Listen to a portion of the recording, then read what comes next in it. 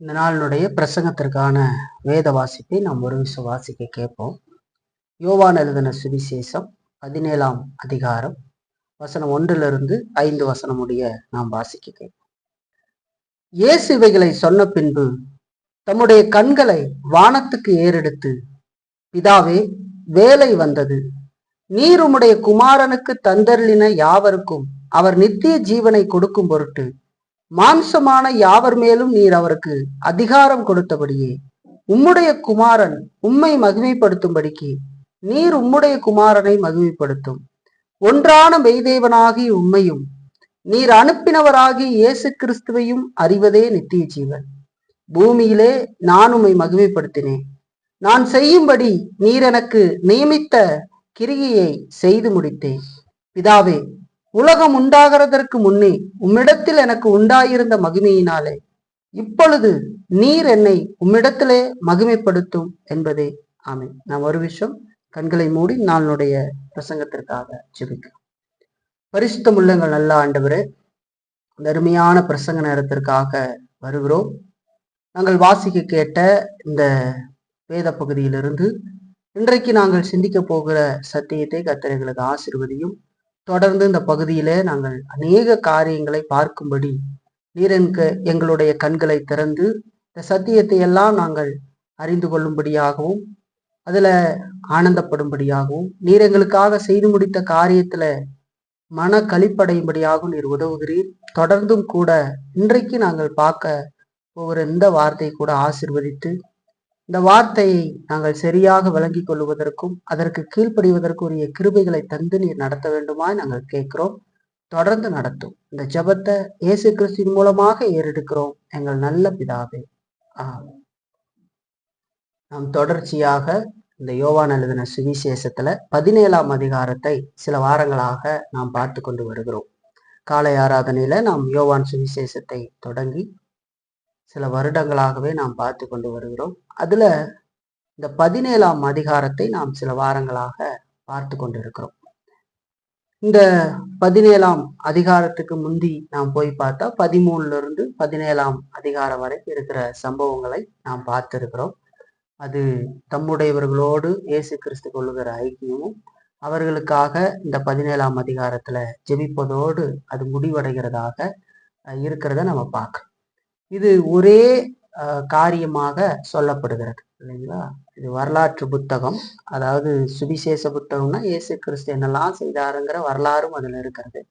ஆனா இந்த 5 அதிகாரங்களை நாம் பார்க்கிற பொழுது அது ஒரு இரவுல நடந்த சம்பவமாக இருக்கிறது. அவர் காட்டி கொடுக்கப்பட்டு சிலுவையில அறையப்படுவதற்கு முந்தின நாள் இரவுல நடந்த சம்பவமாக இருக்கிறது. இப்படி 4 அதிகாரங்கள்ல பல விஷயங்களை பேசின ஆண்டவர் தம்முடையவர்களோடு 11 சீடர்களோடு பேசின ஆண்டவர் இந்த 17ஆம் அதிகாரத்துல அவர்களுக்காக தேவனை நோக்கி ஜெபிக்கிற காரியத்தை பார்க்கிறோம். இந்த அதிகாரம் ரொம்ப ஒரு முக்கியமான அதிகாரம் என்று சொல்லி பார்க்கிறோம். இது தனித்து நிற்கிற ஒரு அதிகாரம் இல்லைங்களா? இங்க இயேசு கிறிஸ்து செய்த ஜெபம் ஒரு நீண்ட ஜெபமாக நமக்கு ஒரு அதிகாரம் முழுமைக்கும் கொடுக்கப்பட்டிருக்கிறத பார்க்கிறோம். மற்ற அதிகாரங்கள்ல இயேசு ஜெபித்ததாக சொல்றதை நாம் பார்த்தாலும் கூட அது அவ்வளவு நீண்டதாக இருக்கிறதாக நாம் பார்க்க முடியாது. பரமண்டலங்களின் ஜெபம் எப்படி ஜெபிக்கணும்னு இயேசு கிறிஸ்து கற்றுக் கொடுக்கிறார்.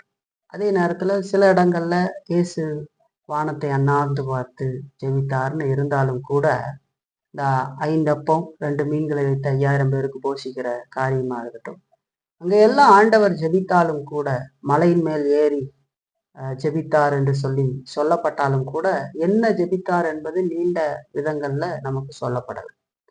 ஆனா இங்க இந்த அதிகாரத்துல முழுமையாக அது நமக்கு விவரிக்கப்படுகிறத பார்க்கிறோம். ஒரு நீண்ட ஜெபமாக சொல்லப்படுகிறத பார்க்கிறோம். இந்த ஜெபம் இயேசு தம்முடையவர்களுக்காக ஏறெடுத்த ஜெபம் இன்றைக்கு பிதாவின் வலது பாரிசத்திலிருந்து தம்முடையவர்களுக்காக பரிந்து பேசிக்கிட்டு இருக்கிற அந்த பிரதான ஆசாரியனுடைய ஜெபத்தை நமக்கு ஒரு படமாக காட்டுகிறதாக இந்த ஜெபம் அமைந்திருக்கிறத நம்ம பார்க்கணும். அது இது ரொம்ப விசேஷமான ஒரு வேத பகுதி. ஏன்னா இந்த வார்த்தைகள் எல்லாம் இயேசு பிதாவை நோக்கி ஜெபிக்கிற வார்த்தைகளை எல்லாம் நம்ம பார்த்தோம்னா அவ்வளவு அர்த்தம் பதிந்ததாக இருக்கிறதை நாம் பார்க்கிறோம் இல்லைங்களா? இந்த வார்த்தைக்கு எல்லாம் சரியான விளக்கத்தை எல்லாத்தையும் கொடுத்துட முடியும் என்று சொல்லி ஒருத்தரும் சொல்ல மாட்டாங்க. அவ்வளவு அர்த்தம் நிறைந்ததாக இது இருக்கிறது. ஜெபம் எப்படி இருக்கணும், அது என்ன மாதிரி உணர்வுள்ளதோடு ஏறெடுக்கப்பட வேண்டும், இருதயம் தேவனோடு பொருந்தி போன விதத்தில் அப்படிங்கிறதையெல்லாம் நம்ம இதுல பார்க்க முடியும். அப்படி இயேசு கிறிஸ்து செய்கிற ஜெபத்தை நம்ம இதுல பார்க்கிறோம்.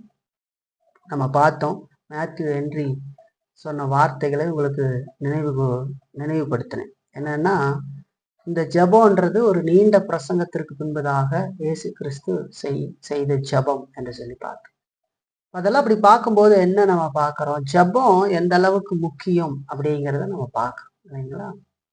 அதோடு இது ஒரு பந்தி, கர்த்தருடைய பந்திக்கு பின்னாடி ஏறெடுத்ததாக இந்த ஜெபம் இருக்கிறது என்று சொல்லி பார்க்கிறோம். இது ஒரு குடும்ப ஜெபம் என்று சொல்லி பார்க்கிறோம். தம்முடையவர்களுக்காக ஆண்டவர் ஏறிட்ட ஜெபம், உலகத்திற்காக ஆண்டவர் ஏறில்லை. அது ஆண்டவரே சொல்றார், நான் உலகத்திற்காக வேண்டிக் கொள்ளாமல் நீர் எனக்கு தந்தவர்களுக்காக நான் வேண்டிக் கொள்கிறேன்னு சொல்றார். இது ஒரு குடும்ப ஜெபம் என்று சொல்லி நாம் பார்க்கிறோம் இல்லைங்களா? அதோட இது ஒரு பிரிவு ஜெபம். இப்போ இயேசு கிறிஸ்து சிலுவையில மரிக்க போகிறார், காட்டி கொடுக்கப்பட்டு மரித்து மாமிசத்தின்படி அவர்களோடு இருந்த நாட்கள் முடிந்து அவர் இப்போ பரலோகத்துக்கு போகிறார்.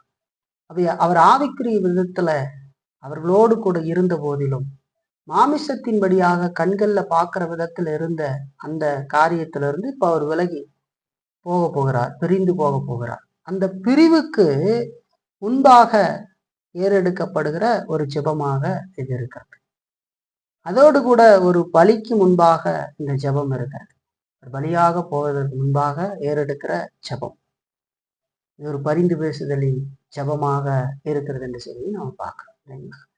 இந்த ஜெபம் ஒரு நீண்டதாக இங்கே சொல்லப்பட்டிருக்கிறது. இத பரிசுத்த ஆவியானவர் நம்முடைய கற்றுக்கொள்ளுதலுக்காக இங்க பதிவு செய்திருக்கிறார் இல்லைங்களா? நம்ம இதை பார்க்கும்போது இயேசு எந்த அளவுக்கு நம்மளை நேசித்திருக்கிறார், தம்முடையவர்களை நேசித்திருக்கிறார், அவர்களுக்காக பிதாவின் வலது பாரிசத்துல என்ன வேண்டிக் கொண்டு இருப்பார் அப்படிங்கிறதையெல்லாம் நம்ம இதுல இருந்து அறிய முடியும். வருகிற நாட்கள் நம்ம அதெல்லாம் பார்க்க போறோம். அது பார்க்கும்போது ரொம்ப அது ஆச்சரியமாக அற்புதமாக இருக்கிறது இல்லைங்களா? தீமையை நின்று அவர்களை காத்து கொள்ளும் எல்லாம் ஜெபம் பண்றார் இல்லைங்களா? சத்தியத்தை அறிகிற அறிவில் அவங்க வளர்றதுக்கு உதவி செய்யும் அப்படின்னு சொல்றார். இப்படி ஜெபித்து கொண்டே வருகிறார் இல்லைங்களா? அதெல்லாம் நம்முடைய ஜெபமாக இருக்க வேண்டும். இயேசு என்னெல்லாம் தம்முடையவர்களுக்காக ஜெபித்தாரோ அதெல்லாம் தான் நம்முடைய முக்கியமான ஜெபமாக இருக்க வேண்டும். நம்முடைய ஜெபம் அப்படி இருக்குதா அப்படின்னு கூட இந்த பகுதியிலிருந்து நம்ம சிந்திச்சு பார்க்கலாம். முக்கியமா இல்லைங்களா? இந்த உலகத்துல அவங்க இருக்க போறாங்க, நான் உலகத்தான் அல்லாதது போல அவர்களும் உலகத்தார் அல்ல, இப்படியெல்லாம் இயேசு கிறிஸ்து சொல்லி ஜெபம் பண்றார். உம்முடைய சத்தியத்தினாலே அவர்களை பரிசுத்தமாக்கும், உம்முடைய வசனமே சத்தியம். இப்படி ஆண்டவர் சொல்றார், நீங்க ஜெபம் பண்ணி இருக்கிறீங்களா? உம்முடைய சத்தியத்தினாலே எங்களை பரிசுத்தமாக்கும், உம்முடைய வசனமே சத்தியம்னு சொல்லி இருக்குது. இந்த சத்தியத்துல நல்ல அறிவை எனக்கு கொடும், இந்த சத்தியத்துக்கு கீழ்ப்படி எனக்கு உதவி செய்யும், அந்த சத்தியத்தை சரியா புரிந்து கொள்றதுக்கு எனக்கு உதவி செய்யும். இயேசு அதைதான் ஜெபம் பண்றார், உம்முடைய சத்தியத்தினாலே அவர்களை பரிசுத்தமாக்கும். அப்ப இந்த ஜெபம் எந்த அளவுக்கு ஆழமானது, பரிசுத்த ஆவியானவர் நம்முடைய கற்றுக்கொள்ளுதலுக்காக அதை பதிவு செய்திருக்கிறார் வேதத்துல சரிங்களா? இதெல்லாம் நம்ம பார்க்கிறோம். மனுஷன் ஒருபோதும் ஆண்டவரிடத்துல பேசாதது போல பேசி, மனிதன் ஒருபோதும் ஜெபிக்காதது போல ஜெபித்த அவருடைய ஜெபத்தை இங்கே நாம பார்க்க இல்லைங்களா? மனுஷன் ஆண்டவர்கிட்ட ஒருபோதும் ஜெபிக்காது. ஏன்னா ஒரு மனுஷன் என்கிற நிலையில நாம் ஆண்டவர் பயன்படுத்தின எல்லா வார்த்தைகளையும் பயன்படுத்திட முடியாது. ஏன்னு சொன்னா அங்க ஆண்டவர் திரித்துவத்தின் 2ஆம் நபராக குமாரனாக இருந்து அங்க பார்த்துக்கிட்டு வர வசனங்கள், முதல் 5 வசனங்கள்ல பார்த்தா அதெல்லாம் நம்ம ஜெபம் பண்ண முடியாது இல்லைங்களா? நீர் எனக்கு தந்தவர்கள் என்று சொல்லி நாம யாருக்கிட்டையும் ஆண்டவர்கிட்ட ஜெபம் பண்ண முடியாது. நாம யாருக்காகவும் சிலுவையில மறிக்கவில்லை என்று சொல்லி பார்க்கணும் இல்லைங்களா? அப்ப மனிதன் ஒருபோதும் ஆண்டவரிடத்தில் பேசாதது போல பேசி, மனிதன் ஒருபோதும் ஜெபிக்காது போல ஜெபித்த அவருடைய ஜெபம் இங்கே இருக்கிறது. மனிதர்கள் என்கிற நிலையில எல்லா வார்த்தைகளையும் நாம் பயன்படுத்த முடியாது. ஆனால் நாம் பயன்படுத்துவதற்கான காரியங்களும் இந்த வேத பகுதியில இருக்கிறது இல்லைங்களா? நம்ம வாசிக்க கேட்ட இந்த 5 வசனங்களை நாம் பார்த்தோம்னு சொன்னா, இயேசு தமக்காக வேண்டிக் கொள்ளுகிற விண்ணப்பமாக இருக்கிறது. அதற்கு பின்பு வருகிற வசனங்கள் எல்லாம் தம்முடையவர்களுக்காக அவர் வேண்டுகிறார். இப்போ தம்முடைய மகிமைக்காக ஆண்டவர் பிதாவை நோக்கி ஜெபிக்கிற ஜெபத்தை குறித்து நாம பார்க்கிறோம் இல்லைங்களா? அதைத்தான் நாம் ஒரு சில வாரங்களாக பார்த்து கொண்டு வருகிறோம். இதுல நம்ம கடந்த வாரத்துல பிதாவால் தெரிந்து கொள்ளப்பட்ட ஒவ்வொரு மனிதருக்கும் இயேசு கிறிஸ்து நித்திய ஜீவனை கொடுக்கிறார் என்று சொல்லி பார்க்கிறோம்.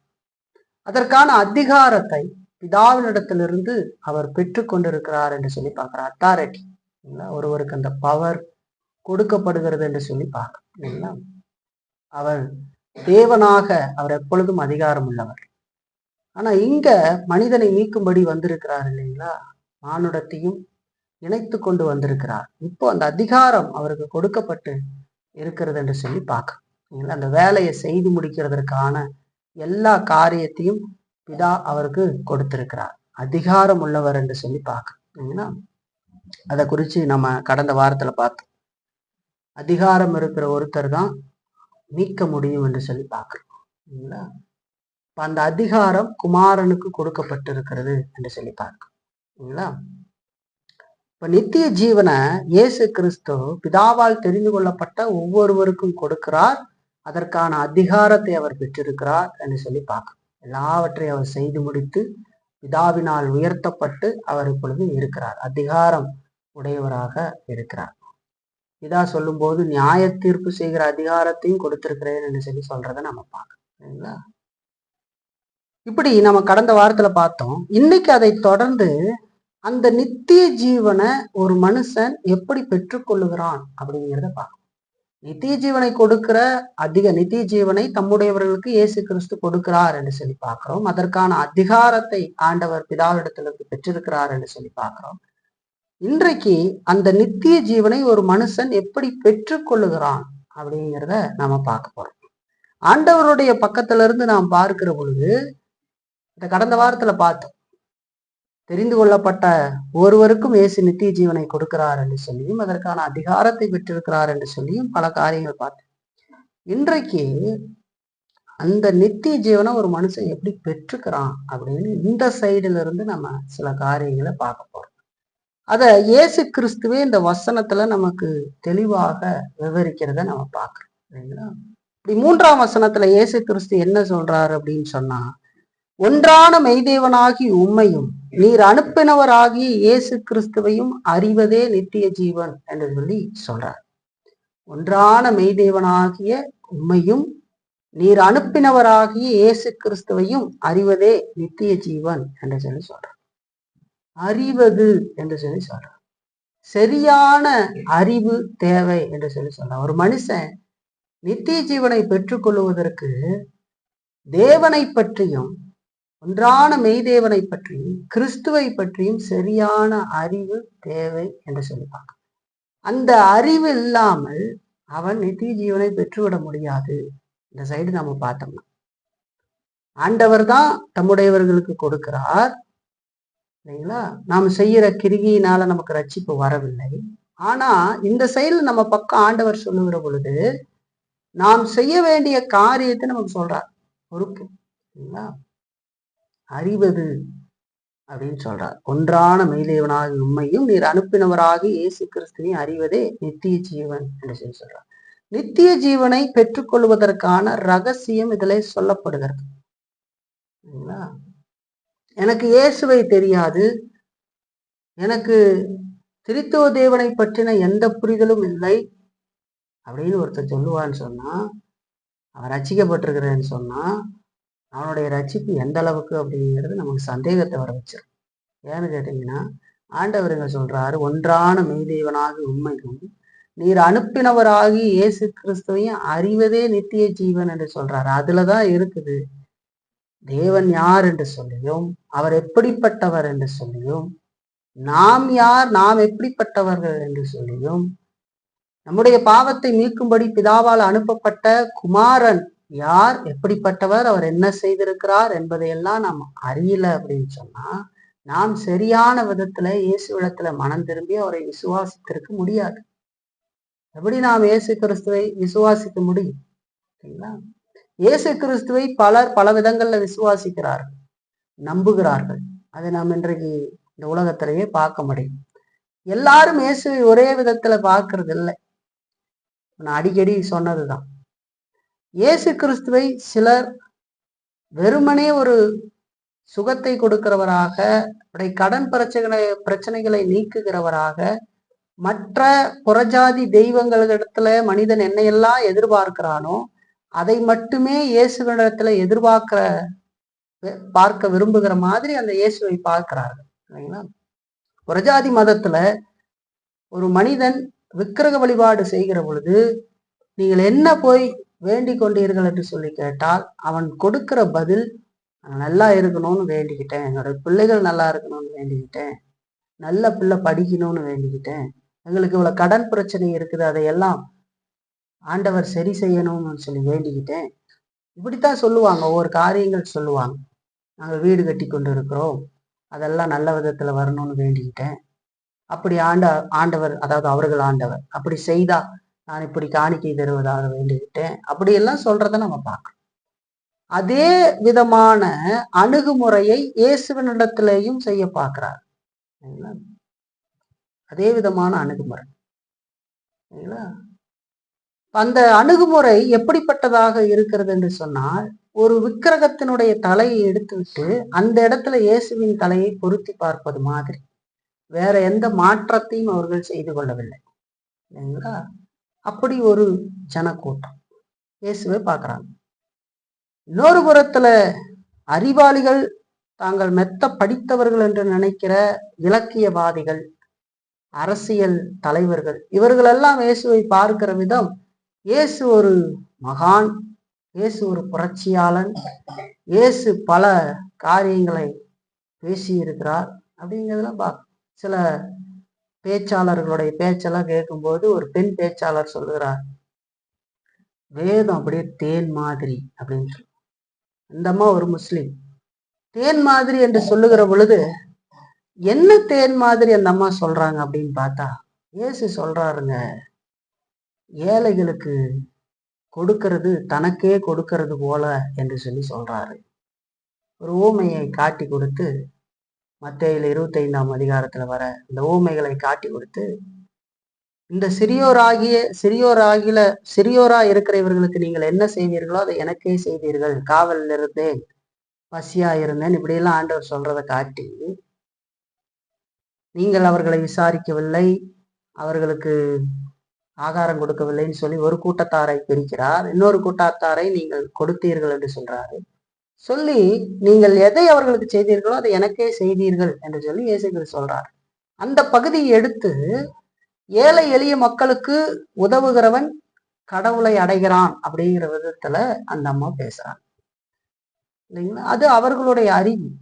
அப்படி உதவி செய்தால் ஆண்டவர் தன்னிடத்துல அவர்களை அழைத்துக் கொள்வதாக சொல்லல. அதோட அந்த பகுதி வேறொரு காரியத்துக்காக சொல்லப்படுகிறது. ஆனா அதை ரசிச்சு அப்படி சொல்றாங்க. பார்க்கும்போது காமன் பேச்சாளர், பொதுவான பேச்சாளர் அப்படியே நம்ம உருகி அப்படி சொல்றாங்க. வேதம் ரொம்ப அழகானது, அருமையானது அப்படின்னு சொல்றாங்க.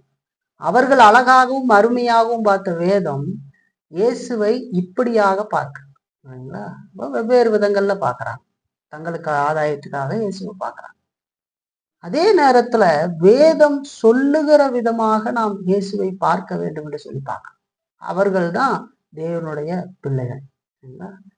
அப்ப இந்த விதமான கூட்டங்களை நாம் வேதத்திலேயும் பார்க்க முடியும். இயேசுவை தேடி உணவுக்காக வந்தவர்களை நாம் பார்க்கிறோம். இயேசுவே சொல்றார், நீங்க அற்புதத்தை கண்டதினால் அல்ல, அப்பம் புசித்து திருப்தியானதினாலேயே என்னை தேடுகிறீர்கள் என்று சொல்லி சொல்றார். அதெல்லாம் எதை காட்டுகிறது? இயேசுவை குறித்து சரியான அறிவு இல்லை. அதோடு கூட அதிகாரிகள்ல சிலரும் கூட இயேசுவை விசுவாசித்தார்கள். ஆனாலும் ஜபாலயத்திலிருந்து புறம்பே தள்ளப்படுவோம் என்கிறதுனால அதை அறிக்கை செய்யாது இருந்தார்கள் என்று சொல்லி சொல்லப்படுகிறது. அப்ப இயேசுவை குறித்து அவர்கள் குற்றப்படுத்தாவிட்டாலும் இயேசு மேல் அவர்கள் வைத்திருந்த விசுவாசம் என்பது உறுதியான விசுவாசமோ, அது சரியான விசுவாசமோ இல்லை. இல்லைங்களா? பயந்தார். இயேசு வந்திருக்கிறாரு, அவர் ஒரு தீர்க்கதரிசி மாதிரி பார்த்தாங்க. அதே நேரத்துல அதை அறிக்கை செய்தா நம்மளை ஜபாலயத்துக்கு புறம்பே தள்ளிடுவாங்கன்னு அறிக்கை செய்யலாம். அப்ப அவங்களுடைய விசுவாசம் ரொம்ப மோசமானது. அது சரியான விசுவாசம் இல்லை. அதையெல்லாம் நம்ம யோவான்ல ஏற்கனவே உங்களுக்கு நான் விளக்கியிருக்கேன். இல்லைங்களா? இப்போ இப்படி இயேசுவை பல விதங்கள்ல மனிதர்கள் பார்த்து கொண்டிருக்காங்க. ஆனால் இயேசு கிறிஸ்து நித்திய ஜீவனை பெறுவதற்கு என்ன செய்யணுங்கிறது ஜெபம் அங்க ஜெபிக்கிறார். ஒன்றான மெய்தேவனாகி உண்மையும் நீர் அனுப்பினவராகி இயேசு கிறிஸ்துவை அறிவதே நித்திய ஜீவன் என்று சொல்லி சொல்றார். அது எதை காட்டுதுன்னா, ஒரு மெய்யான தேவன், இல்லைங்களா? இந்த மெய்யான தேவனை பற்றி, அவர் அனுப்பின கர்த்தராகிய இயேசு கிறிஸ்துவின் பற்றிய சரியான ரட்சிப்பின் அறிவை பெற்றுக்கொள்ள வேண்டும் என்று சொல்லி அது சொல்லுகிறது. இல்லைங்களா? ஒரு உண்மையான தேவனை பற்றி, பாவிகளை ரட்சிப்பதற்கு அவர் அனுப்பினவராகிய இயேசு கிறிஸ்துவின் பற்றியும் அறிகிறது தான் நித்திய ஜீவனை பெறுவதற்கான ஒரு முக்கியமான காரியமாக நமக்கு சொல்லப்படுகிறது. இல்லைங்களா? சுருக்கமா சொன்னா, தேவனையும் கிறிஸ்துவையும் சரியாக அறிந்தவர்களே நித்திய ஜீவனை உடையவர்கள் அப்படின்னு இயேசு கிறிஸ்து இங்க சொல்றார். ஒரு உண்மையான விசுவாசி என்பவன் கர்த்தரை அறிந்தவன் என்று சொல்லி பார்க்கிறோம். கர்த்தரை அறிந்தவன் என்று சொல்லுகிற பொழுது, கர்த்தரை நாம் ஒரு வரம்புக்குள் உட்பட்டு தான் அறிகிறோம். கர்த்தரை அறிந்தவன் சொன்னா, எனக்கு கடவுளை பற்றி எல்லாம் தெரியும்னு யாரும் சொல்ல முடியாது. நம்முடைய அறிவுக்கு அப்பாற்பட்டவர் தேவன். ஆனா தம்முடையவர்கள் அறிந்து கொள்ளும்படிக்கு வேதத்துல ஆண்டவர் தன்னை வெளிப்படுத்தி காட்டி இருக்கிறார். அந்த விதத்துல நாம் அறிய வேண்டும். அந்த வரம்புக்குட்பட்டு நாம் அறிந்திருக்க வேண்டும் என்று சொல்லி பார்க்கணும். அப்ப ஒரு உண்மையான விசுவாசி கர்த்தரை வேதத்துல அவர் தன்னை வெளிப்படுத்தின விதத்துல அறிந்திருப்பான் என்று சொல்லி பார்க்கணும். வேதத்துல அவர் என்ன வெளிப்படுத்தி இருக்கிறார்? ஒரு புறத்துல தேவனை அறிவது என்பது அவர் பரிசுத்தமான தேவன் என்று சொல்லியும், அவர் நீதி நிறைந்த ஆண்டவர் என்று சொல்லியும், அவர் பாவத்தை வெறுக்கிறவர் என்று சொல்லியும் அறிகிற அறிவு. தேவன் எப்படிப்பட்ட பரிசுத்தமான தேவன், அவர் எவ்வளவு நீதி உள்ளவர். இன்றைக்கு சிலர்லாம் பாடுறாங்க இல்லைங்களா, ஒருவரும் சேரக்கூடாத வழியில வாசம் பண்ணுகிறவரேன்னு பாட்டெல்லாம் பாடுறாங்க. ஆனா என்ன மாதிரி பார்க்கிறார்கள் தேவனை அப்படிங்கிறது கேள்விக்குறியாகவே இருக்கும். ஆனா கடவுளை குறித்து நம்ம பார்க்கும் பொழுது அவர் பரிசுத்தமானவர், அவர் அப்பலுக்கு இல்லாதவர், அவர் நீதி நிறைந்த தேவன். பாவத்தை எந்த ஒரு விதத்திலேயும் அவர் விடுகிறதில்லை. அவர் பாவத்தை முழு பகையாக பகைக்கிறார்.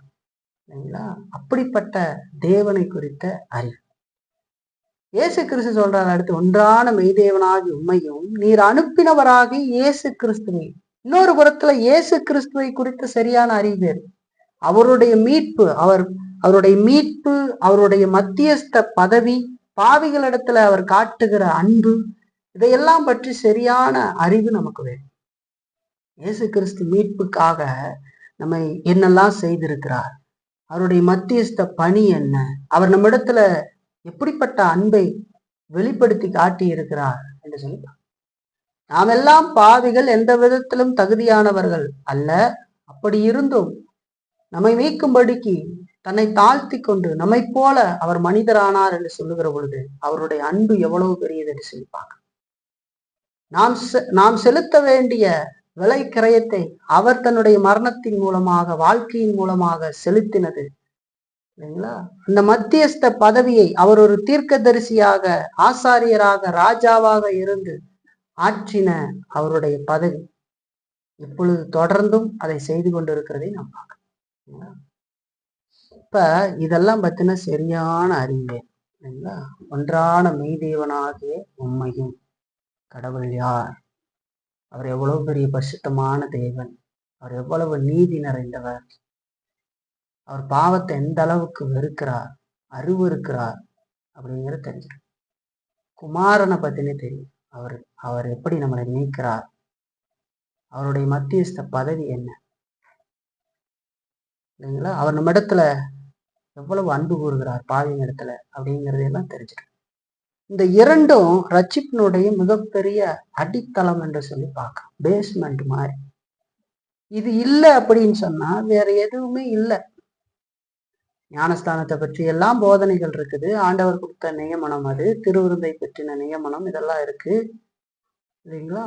இன்னும் பல போதனைகள் இருக்கு, சபையை குறித்ததான காரியங்கள் எல்லாம் இருக்கு. அதெல்லாம் ரொம்ப முக்கியமானதாக இருந்தாலும் ரட்சிப்பினுடைய மிகப்பெரிய அடித்தளமாக இருப்பது இந்த ரெண்டும் ரொம்ப முக்கியமானது இல்லைங்களா? இது இல்லாம நம்ம அதுக்கு கடந்தே போக முடியாது இல்லைங்களா? இது இல்லாம சரியான ரட்சிப்பை பெற்றிருக்க முடியாது, ஞானஸ்தானம் பெற முடியாது, அது என்னன்னு தெரியாது, அப்புறம் திருவிருந்தும் என்னன்னு தெரியாது. ஏன்னா இதனுடைய ஊடுதான, இதன் ஊடாகத்தான் நம்ம ரசிக்கப்பட்டவர்கள் அப்படிங்கிறது சபை கொடுத்த நியமனமாக நாம் செய்கிறோம். இதெல்லாம் என்னன்னு தெரியாம நாம் சரியான விதத்துல ரட்சிப்பை அனுபவித்திருக்க முடியாது. இயேசு கிறிஸ்து தான் சொல்றார், ஒன்றான மெய்தேவனாக உண்மையும் நீர் அனுப்பினவராக இயேசு கிறிஸ்துவை அறிவதே நித்திய ஜீவன் என்று சொல்றார்.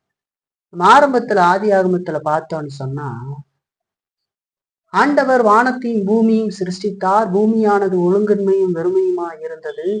ஜலத்தின் மேல் ஆவியானவர் அசைவாடி கொண்டிருந்தார் என்று சொல்லி நமக்கு சொல்றது. அப்படி சொல்லி தேவன் வெளிச்சம் உண்டாக கடவுது என்று சொன்னார், வெளிச்சம் உண்டாயிற்று என்று சொல்லிப்பாங்க. படைப்பினுடைய தொடக்கமாக அங்க நம்ம பார்த்தா வெளிச்சம், பிரைட்னஸ், அங்க ஒரு வெளிச்சம் உருவாகுது இல்லைங்களா? அது மாதிரி கிறிஸ்துவ வாழ்க்கையினுடைய தொடக்கமாக தேவனையும் கிறிஸ்துவையும் பற்றின சரியான அறிவு இருக்க வேண்டும். இல்லைன்னா வாழ்க்கையில் அது எதுவும் இருக்காது. அவன் சரியான விதத்துல ஆண்டவரை அறிந்திருக்க மாட்டான். ஒரு மதத்திலேயும் மனிதர்கள் தாங்கள் முட்டாள்தனமாக செய்து கொண்டிருக்கிறோம் நினைச்சு செய்யறதில்லை, உண்மையோடு செய்கிறார் இல்லைங்களா? சிலது மூட நம்பிக்கைகளாக இருக்கிறது, பலது அவர்களுடைய நம்பிக்கையின் அடிப்படையில அவர்கள் செய்கிறார் இல்லைங்களா? அதே போல கிறிஸ்துவையும் ஆக்க நினைத்து இன்றைக்கு உலகம் முழுவதிலும் அந்த மாதிரி பல விதங்கள்ல செய்து கொண்டிருக்கிறாங்க இல்லைங்களா? ஆனா இயேசு கிறிஸ்துவை தம்முடையவர்களுக்காக ஜெபிக்கும் போது ஆழமான வார்த்தை அங்க பயன்படுத்துறார். ஒன்றான மெய்தேவனாக உண்மையும் நீர் அனுப்பினவராக இயேசு கிறிஸ்துவை விசுவாசிப்பதே அறிவதே நித்திய ஜீவன் என்று சொல்லி சொல்றார். இப்ப தம்முடையவர்களுக்கு நித்திய ஜீவனை கொடுக்கும்படி பிதா குமாரனை அனுப்புகிறார், அதிகாரத்தை கொடுத்திருக்கிறார். அத எப்படி கிறிஸ்து கொடுக்கிறார்? ஒரு மனிதனுக்கு எப்படி ரட்சிப்பு கொடுக்கிறாரு? இயேசு கிறிஸ்து தம்முடையவர்களுக்கு பரிசுத்த ஆவியின் மூலமாக விசுவாசிக்கிறவர்களுக்கு கொடுக்கிறார். கடைசியில் அந்த விசுவாசம் நமக்கு ரொம்ப முக்கியம் இல்லையா? பரிசுத்த ஆவியை கொண்டு தம்முடைய வார்த்தையின் மூலமாக நித்திய ஜீவனை கொடுக்கிறார், விசுவாசிக்கிறவர்களுக்கு கொடுக்கிறார். இந்த சைட்ல இருக்கிறதையும் பார்க்க ஆண்டவருங்க அதை சொல்றார். இப்ப நம்ம எதை நம்புறோம் அப்படிங்கிறத நம்ம சரியாக அறிந்திருக்க வேண்டியது அவசியம். அப்படி நமக்கு தெரியவில்லை என்று சொன்னா நாம் தெரியாத ஒரு கடவுளை நாம் எப்படி சரியாக ஆராதிக்க முடியும் அப்படிங்கிற ஒரு கேள்வியை கேட்டு பார்க்க முடியும். எனக்கே ஆண்டவரை பத்தி ஒன்றும் தெரியல, அப்படி தெரியாத ஆண்டவரை நான் எப்படி சரியாக அவர் சொன்ன விதத்துல நான் அவரை ஆராதிக்க முடியும், அவரிடத்துல அன்பு கூற முடியும், அவருடைய வார்த்தைக்கு கட்டுப்பட்டு நடக்க முடியும்? இதெல்லாம் எப்படி சாத்தியம் அப்படின்னு ஒரு கேள்வி கேட்டு பார்க்கணும். ஆகவே நாம் கடவுளை அறிந்திருக்கிறோமா, கிறிஸ்துவை அறிந்திருக்கிறோமா அப்படிங்கிற ஒரு கேள்வி கேட்டு பார்க்க வேண்டியது அவசியம். இந்த ரெண்டு கேள்விகளும் ஆழ்ந்து ஆராயப்பட வேண்டிய முக்கியமான கேள்விகள். எனக்கு தேவனை பற்றின அறிவு இருக்கிறதா? அவர் அனுப்பின இயேசு கிறிஸ்து மானுடத்திலிருந்து அவருடைய குமாரன் வந்தாரே, அவர் என்னெல்லாம் செய்திருக்கிறார் என்கிற அறிவு எனக்கு இருக்கிறதா? அதன் அடிப்படையில ஆண்டவர் மேல எனக்கு விசுவாசம் வந்ததா? அப்படிப்பட்ட ரட்சிப்பு எனக்கு கிடைத்திருக்கிறதா அப்படின்னு ஒரு கேள்வி. அது இல்லாமல் என்னதான் நாம் செய்து கொண்டிருந்தாலும் கூட அது சரியானதாக இருக்கும் என்று நாம் சொல்ல முடியாது. சரிங்களா? அது சந்தேகத்துக்குரியதாகத்தான் இருக்கும். நாம் உணர்ச்சி வசப்படலாம், நாம் கண்ணீர் வடிக்கலாம், கர்த்தர் தான் எல்லாம் என்று சொல்லலாம். ஆனாலும் சரியான ஒரு காரியம் இல்லை என்று சொன்னா அது ஒரு மோசமான நிலையத்தை நமக்கு காட்டுகிறதை தவிர வேற ஒன்றும் இல்லை. சரிங்களா? ஆகவே இந்த கேள்விகள் ஆழ்ந்து ஆராயப்பட வேண்டிய கேள்விகள். கிறிஸ்துவிலிருந்து அறியப்படாத தேவன் அவர் எப்படிப்பட்டவராக இருக்கிறார் என்று சொன்னால், அவர் பட்சிக்கிற அக்னியாக இருக்கிறார். அவர் நம்மை பயத்தால் மட்டுமே நம்மை நிரப்புவார் என்று சொல்லி பார்க்க. கிறிஸ்துவுக்குள் இருந்து பார்க்கப்படாத தேவன், அவர் எப்படி இருப்பாரு? பயங்கரமானவராக இருப்பார். நம்மளை அழிக்கக்கூடியவராக இருப்பார். ஏன்னா நாம் பாவிகள். அவர் பாவத்தை வெறுக்கிறவர், நீதி நிறைந்த கர்த்தர். அப்படி இருக்கிறவர் கிறிஸ்துவை தள்ளி நாம் பார்ப்போம்னு சொன்னா தேவனை அவர் அப்படிப்பட்டவராக பட்சிக்கிற அக்னியாக நம்மை பயத்தால் மட்டுமே நிரப்புகிறவராக இருப்பார். தேவன் இல்லாமல் கிறிஸ்துவை நாம் பார்ப்போம் என்று சொன்னால் கிறிஸ்து உண்மையிலேயே மதிக்கப்பட மாட்டார்.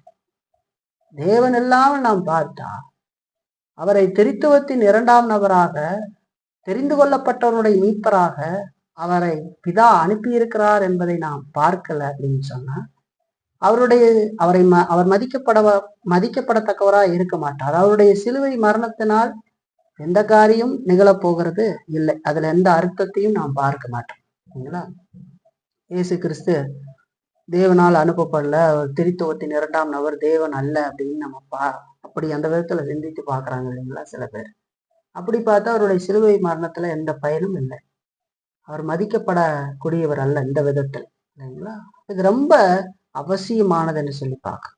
ஆகவே பரிசுத்தமான நீதியான பாவத்தை வெறுக்கிற கடவுளையும் அதே நேரத்துல அன்பான இரக்கமுள்ள பாவத்துக்கு பரிகாரம் செய்கிற கிறிஸ்துவையும் ஒரே நேரத்துல தெளிவாக பார்ப்பதுதான் நித்திய ஜீவன் என்று சொல்லி பார்க்கிறோம். ரெண்டையும் சரியாகும். அதுதான் இயேசு கிறிஸ்து இந்த பகுதியில சொல்றார்.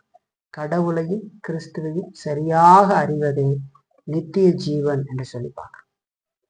ஜான் நியூட்டன் என்கிற தேவ மனிதன் சொல்லும்போது, கிறிஸ்து இல்லாமல் தேவனை அறிவது என்பது அவரை ரட்சிக்கும் வகையில் அறிவது அல்ல என்று சொல்லி சொல்றான். தேவன் இல்லாம, அதாவது கிறிஸ்து இல்லாம தேவனை பார்ப்பது, அறிவது அப்படிங்கிறது அவரை ரட்சிக்கும் வகையில் அறிவது அல்ல. ஏன்னா தேவன் நம்மை அழிப்பார், பாவத்துக்கான தண்டனையை தான் கொடுப்பார். கிறிஸ்துவுக்குள்ள இருந்து பார்க்கிற பொழுதுதான் நமக்கு ரட்சிப்பு வரும். ஏன்னா கிறிஸ்து நமக்கான எல்லாவற்றையும் அவர் செய்து முடித்திருக்கிறார் என்று சொல்லி பார்க்கணும், இல்லைங்களா? அதைத்தான் ஜான் நியூட்டன் அழகாக நமக்கு சொல்றார். இப்போ ஆண்டவர் இந்த 3ஆம் வசனத்துல அருமையா சொல்றாரு, அறிவது, அறிய வேண்டும் என்று சொல்றாரு, இல்லைங்களா? இந்த வசனத்துல அறிவது அப்படின்னு சொல்லும் போது நம்ம நினைச்சிடக்கூடாது அது வெறும் தலை அறிவுன்னு நினைச்சிக்கிறோம். ஒரு புறத்துல அறிவே இல்லாமல் இருக்கிறவர்கள் ஒன்று என்று சொன்னால், இன்னொரு புறத்துல அறிந்தேன் என்று சொல்லுகிறவர்கள் இருக்கிறாங்க. சரியான சத்தியத்தை அறிந்து விடுவார்கள். ஆனா பிசாசை போன்ற தலையறிவை மட்டுமே கொண்டவர்களாக இருப்பார். அப்படிப்பட்டவர்களை குறித்து ஆண்டவர் என்ன சொல்லுது? வெறுமனே தலையில பிதா யாரு, குமாரன் யாருன்னு அறிஞ்சு வச்சுக்கிட்டு இருக்கிறது, இல்லைங்களா? அதை பற்றியும் ஆண்டவர் இங்கே சொல்லவில்லை, இல்லைங்களா? ஏன்னா அது பிசாசினுடைய அறிவு என்று சொல்லி வேதம் நமக்கு சொல்லுகிறது. பாருங்க, யாக்கோபுல 2:19 பாருங்க. யாக்கோபு 2ஆம் அதிகாரம் 19ஆம் வசனத்துல நம்ம பார்த்தா, தேவன் ஒருவர் உண்டென்று விசுவாசிக்கிறாய், அப்படி செய்கிறது நல்லதுதான், விசுவாசிகளும் விசுவாசித்து நடுங்குகின்றன என்று சொல்லி யாக்கோபு சொல்றார். கிரிகை இல்லாத விசுவாசம் செத்தது என்று சொல்லுகிற யாக்கோபு, தேவ ஆவியினால அங்க எழுதுகிற யாக்கோபு ஒரு வார்த்தை இங்க பயன்படுத்துகிறார். தேவன் ஒருவர் உண்டென்று விசுவாசிக்கிறார், அது நல்லதுதான், ஆனா பிசாசுகளும் விசுவாசித்து நடுங்குகிறதே. ஏன்னா பிசாசுக்கு தெரியும், இல்லைங்களா? தேவன் ஒருவர் உண்டு, அவர் சர்வ வல்லமையுள்ளவர், அந்த இடத்துல தெரியுது இல்லையா? அதனால் என்ன பிரயோஜனம்? அது கீழ்ப்படியாது. பிசாசு கீழ்ப்படிவானா? தேவனுக்கு கீழ்ப்படிய மாட்டான். எப்பொழுது தேவனை எதிர்க்கிறவனாக, தேவனுக்கு விரோதமாக ஜனங்களை கெடுக்கிறவனாக அவன் இருந்து கொண்டிருப்பான். இப்போ இயேசு கிறிஸ்து இங்க அறிவது என்று சொல்லுகிற பொழுது வெறும் பிசாசை போன்ற தலையறிவை குறித்து சொல்லவில்லை. இந்த அறிவு என்பது, அவர் அர்த்தப்படுத்துகிற இந்த அறிவு என்பது இருதயத்துல நிலைத்திருக்கிற வாழ்க்கையை பாதிக்கிற அறிவாக இருக்கிறது. இருதயத்துல அவர் யார், எப்படிப்பட்டவர், நான் யார், நான் எப்படிப்பட்டவன், கிறிஸ்து எனக்காக என்ன செய்து முடித்திருக்கிறார், நான் எப்படி தேவனோடு ஒப்புரவாக்கப்பட்டிருக்கிறேன், இந்த கிருபை எவ்வளவு பெரியது அப்படிங்கிறத உணர்ந்த நன்றியறிதல் உள்ள இருதயத்துல நிலைத்திருக்கிற காரியம், இருதயத்துல நிலைத்திருந்து வாழ்க்கையை பாதிக்கிற அறிவு, வாழ்க்கையில தாழ்மையோடு ஆண்டவரை பின்பற்றி அவர் கொடுத்த ரட்சிப்புல அகமகிழ்ந்து தன்னுடைய கடமை பொறுப்புகளை எல்லாம் சரியாக செய்து போகிற அந்த அறிவு. அறிவு என்பது நடைமுறையில் செயல்படுகிறது. ஒருபுறம் அறிவே இல்லாமல் இருக்கிறவர்கள் இருந்தா, இன்னொரு புறத்துல பார்த்தா அறிவை வைத்திருப்பார்கள். ஆனா அந்த அறிவு வாழ்க்கையில செயல்படாது. இருதயத்துல நிலைச்சிருக்காது, வாழ்க்கையும் பாதிச்சிருக்காது. இப்ப இருதயத்துல நிலைத்திருக்காத, வாழ்க்கையை பாதிக்காத அறிவை வைத்து நயாபிசாவும் பிரயோஜனம் சொல்லும். அதை வச்சுட்டு ஒன்றும் கூட செய்ய முடியாது. இதை வைத்து நாம் என்ன செய்வோம்? ஒண்ணுக்கு உதவாது இல்லைங்களா? இப்ப இயேசு கிறிஸ்து அறிவது என்று சொல்லுகிற பொழுது ஒரு முறை ஒரு பக்கத்துல சரியான அறிவில்லாமல் இருக்கிறவர்களை பார்த்தா, இன்னொரு புறத்துல சரியான அறிவு இருந்தும் கூட அது தலையறிவாக பிசாசினுடைய அறிவை போல இருக்கிறதையும் நம்ம பார்க்கணும். சரிங்களா? பாருங்க, இந்த அறிவு இயேசு கிறிஸ்து அர்த்தப்படுத்துகிற இந்த அறிவு அது இருதயத்துல நிலைத்திருக்கிற வாழ்க்கையை பாதிக்கிற அறிவு என்று சொல்லி பார்க்க இல்லைங்களா? அப்படிப்பட்ட அறிவை நீங்கள் கொண்டிருக்கிறீங்களா? கேள்வி கேட்டு பார்க்க. அதோடு இந்த பகுதியில சொல்லப்படுற ஒரு முக்கியமான வார்த்தை பாருங்க, ஒன்றான மெய்தேவனாகிய உண்மையும் அப்படின்னு சொல்றாங்க. இந்த வசன பகுதியை வைத்து சிலர் தவறான வியாக்கியானங்களும் கூட செய்திருக்கிறார்கள், தொடர்ந்து செய்து கொண்டு வருகிறார்கள். திரித்துவத்தை மறுதலிக்க நினைக்கிறவர்கள் இந்த வசன பகுதிகளை எடுத்து ஒன்றான மெய்தேவனாகி உண்மையும் என்று சொல்லி இயேசு கிறிஸ்து இங்கே சொல்லுகிற பொழுது அவர் அவர் தனக்கு தெய்வீக தன்மை இல்லை என்பதை சொல்லுகிறார் அப்படிங்கிற விதத்துல இதற்கு விளக்கம் கொடுக்கிறார்கள், போலி போதனைகளை செய்கிறார்கள். சரிங்களா? ஒன்றான மெய்தேவனாகி உண்மையும் நீர் அனுப்பினவராக இயேசு கிறிஸ்துன்னு சொல்லும்போது பாருங்க, தேவனை தனியாகவும் தனக்கு தெய்வீகம் இல்லை என்றும் சொல்லுகிறார் என்கிற விதத்துல அவர்கள் விளக்கம் கொடுக்கிறார். இது ஒரு தவறான விளக்கம், ஒரு முட்டாள்தனமான விளக்கம் என்று சொல்லி பார்க்கணும். ஒன்றான அப்படிங்கிற வார்த்தை குமாரனையும் பிதாவையும் விளக்குவதற்காக இயேசு கிறிஸ்து சொல்லவில்லை. அது எதைக்காக சொல்றாருன்னா, புறஜாதி மதங்கள், சிலைகள் இல்லைங்களா, இதெல்லாம் இருக்கு பாருங்க, பொய்யான கடவுள்களை விளக்குவதற்காக ஆண்டவர் சொல்றார். ஒரே தேவன் மட்டுமே ஒன்று அப்படின்னு சொல்றார். வேறு தேவர்கள் மூலமாக உங்களுக்கு ரட்சிப்பு வராது அப்படிங்கிறது தான் அது சொல்றார். தேவன் ஒருவர் மட்டுமே ஒன்று, வேறொரு தேவன் இல்லைன்னு சொல்றாரு. பாருங்க, ஏசாயாவுல 44 அதிகாரம் 6ஆம் வசனம் பாருங்க. ஏசாயா 44:6 நம்ம பார்த்தோம்னா, நான் முந்தினவரும் நான் பிந்தினவரும் தானே, என்னை தவிர தேவன் இல்லை என்று இஸ்ரவேலின் ராஜாவாகிய கர்த்தரும் சேனைகளின் கர்த்தராகிய அவனுடைய மீட்பரும் சொல்லுகிறார் என்று சொல்லி சொல்றத நம்ம பார்க்க இல்லைங்களா? நான் முந்தினவர் நான் பிந்தினவர் இல்லைங்களா, என்னை தவிர தேவன் இல்லை என்று சொல்லி சொல்றார். ஒன்றான மெய்தேவனாகி உண்மை என்று சொல்லுகிற பொழுது எல்லா புறஜாதி தெய்வங்களையும் சிலைகளையும் ஆண்டவர் விளக்குகிறார் என்று சொல்லி பார்க்க. இயேசு கிறிஸ்து தன்னையும் பரிசுத்தாவியானவரையும் விளக்கவில்லை. இயேசு கிறிஸ்து சிலை வழிபாடுகளையும் மற்ற போலித்தனங்களையும் விளக்குகிறார்.